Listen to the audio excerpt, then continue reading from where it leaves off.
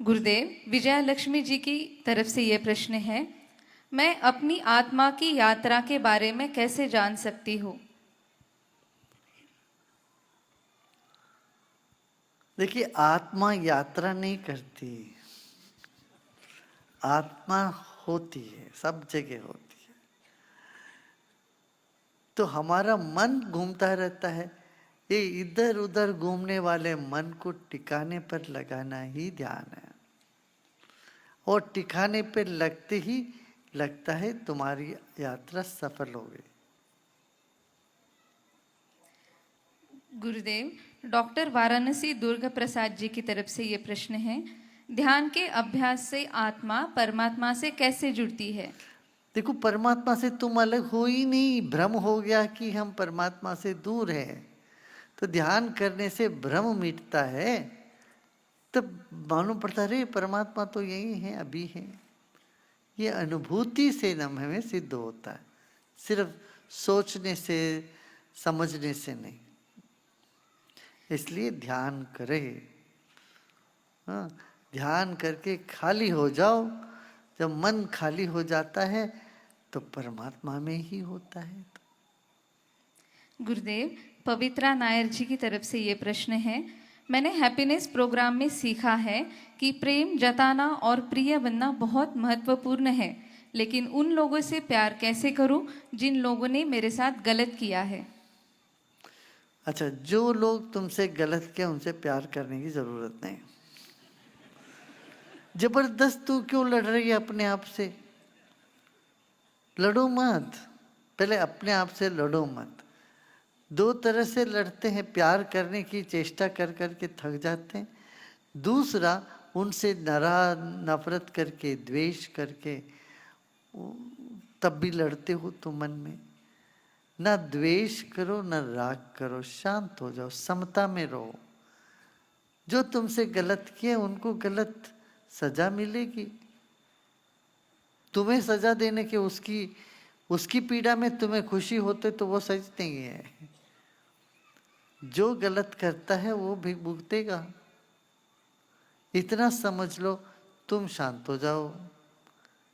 तुम्हारा मन अशांति से भरता रहे, उस आदमी के बारे में तुम दिन रात सोचते रहोगे तो मुश्किल है ना। इसीलिए उनको क्षमा कर दो। क्षमा किस लिए करोगे?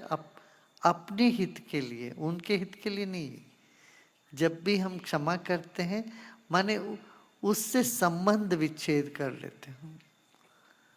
देखिए, दो तरह का संबंध होता है, नफरत का संबंध या प्रेम का संबंध। अब तुम प्रेम नहीं कर सकते हो, अब बहुत अच्छा है, कोई ज़रूरी नहीं है। अब नफरत का संबंध को तुम छोड़ दो, बस।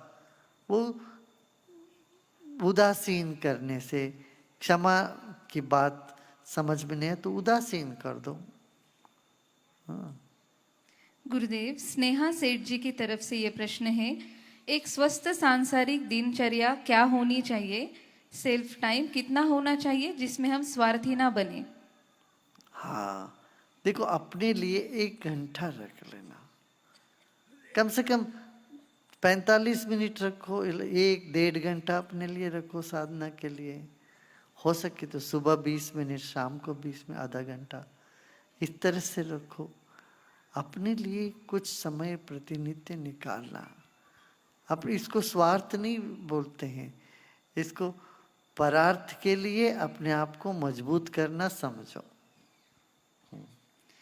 गुरुदेव, अर्चना कर्मोकर जी की तरफ से ये प्रश्न है, मैं 38 साल की हूँ और जल्द से जल्द शादी करना चाहती हूँ।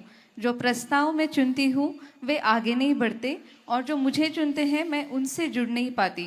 कृपया बताएं मेरी प्रणय कथा में रुकावट का कारण क्या है? तुम्हारे प्रणय कथा में रुकावट तुम ही हो। इतना चूजी बन जाते हो, इतना तुम चुनने लगते हो। एक महिला ने हमको दिया, मुझे ऐसा पति चाहिए, ये मेरा प्रार्थना है, मेरी प्रार्थना है। क्या?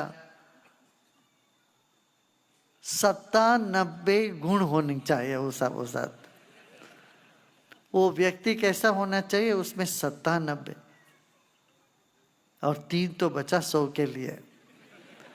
उतना वो सुंदर होना चाहिए, वो मधुर भाषी होनी चाहिए, वो मजबूत होनी चाहिए, वो ये होना चाहिए, उसको ये पसंद होना चाहिए, वो पसंद।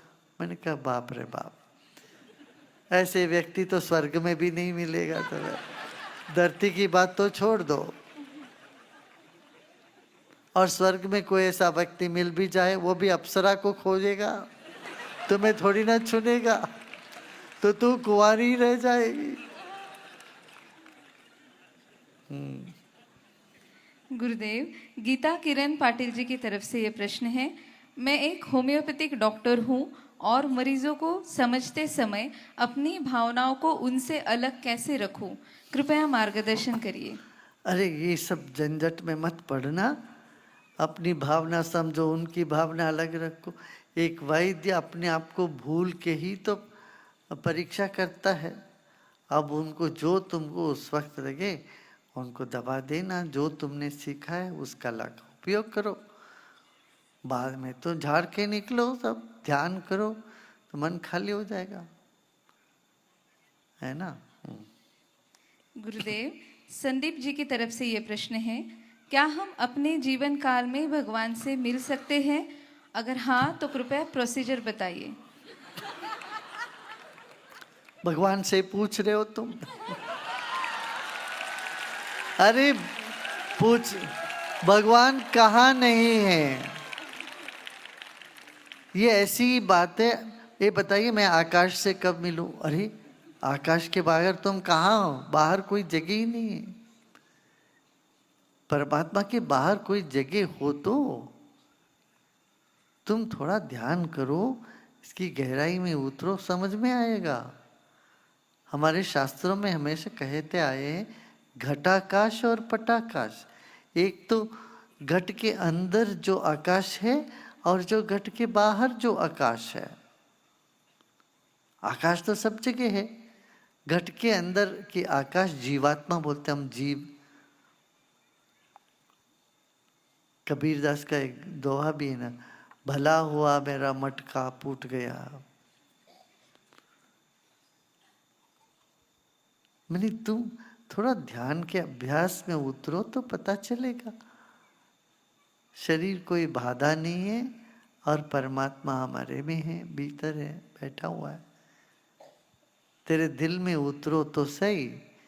दिमाग में जब तक उलझे रहोगे तो परमात्मा नजर नहीं आएगा, परमात्मा ओझिल रहेगा। शांत हो जाओ, ध्यान में आओ।